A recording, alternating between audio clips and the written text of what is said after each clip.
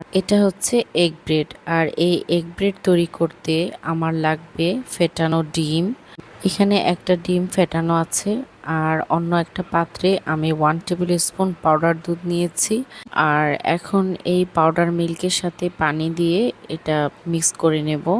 ভালোভাবে মিক্স করা হয়ে গেলে এটা ফেটানো ডিমের সাথে মিশিয়ে নেব। আর সাথে সামান্য একটু সল্ট দিয়ে দিব।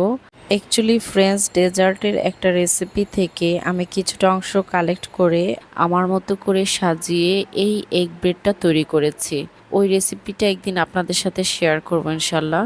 আর সবচেয়ে মজার ব্যাপার হলো কি জানেন, এভাবে মেক করার পর এগ ব্রেডটা খুব ফ্লাফি এবং খুব তুলতুলে নরম হবে আর খেতেও খুবই টেস্টি হবে।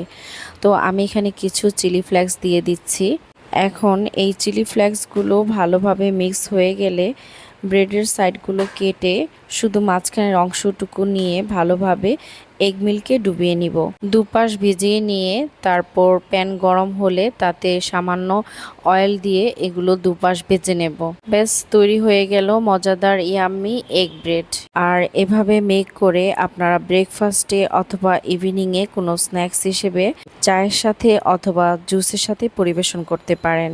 আর আমি তো এখানে ওয়াটারমেলন জুস তৈরি করে ফেলেছি। এর সাথে আমি এগ ব্রেডটা পরিবেশন করব।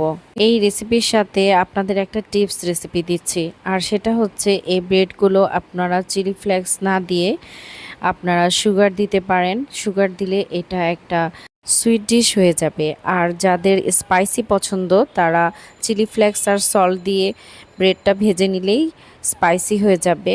আর যাদের সুইট পছন্দ তারা সুগার দিয়ে নিলেই সুইট ডিশ হয়ে যাবে। তো ইটস আপ টু ইউ।